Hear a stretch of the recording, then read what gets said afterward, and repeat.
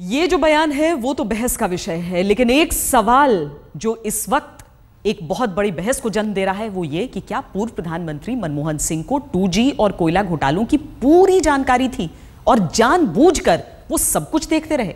शायद हां। यह खुलासा किया है घोटालों को सामने लाने वाले पूर्व सीएजी विनोद राय ने। एक इंटरव्यू में विनोद राय ने यहां तक कहा कि कांग्रेस के 3 नेताओं ने उन पर दबाव भी बनाया था।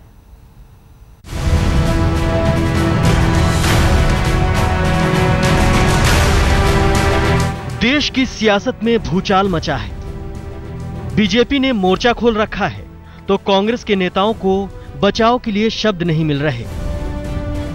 सबकी जड़ में हैं पूर्व सीएजी विनोद राय, जिन्होंने मनमोहन सिंह पर संगीन आरोप लगाए हैं और कहा है कि पूर्व प्रधानमंत्री को 2G घोटाले की पूरी जानकारी थी और कोयला घोटाले को लेकर भी उन्हें चेता दिया गया था। जहाँ तक सवाल है, इसमें जो बात उन्होंने कही है वो गंभीर है और कानून इस दिशा में अपना काम कर रहा है। लेकिन ये बात सही है कि कांग्रेस के चेहरे पर एक के बाद एक जो उसकी भ्रष्टाचार घोटालों की काली पुतती जा रही है वो और गहरी होती जा रही है। सीएजी ने जो आरोप लगाया उस आरोप को वापस लें।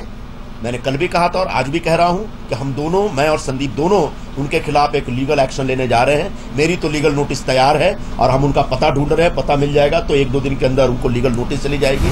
दरअसल एक इंटरव्यू में पूर्व सीएजी विनोद राय ने खुलासा किया है कि 2G और कोयला घोटाले में मनमोहन सिंह अपनी जिम्मेदारियों से पल्ला नहीं झाड़ सकते। 2G मामले में तत्कालीन टेलीकॉम मंत्री ए राजा की सारी चिट्ठियां उनके पास थी और वो सबका जवाब दे रहे थे।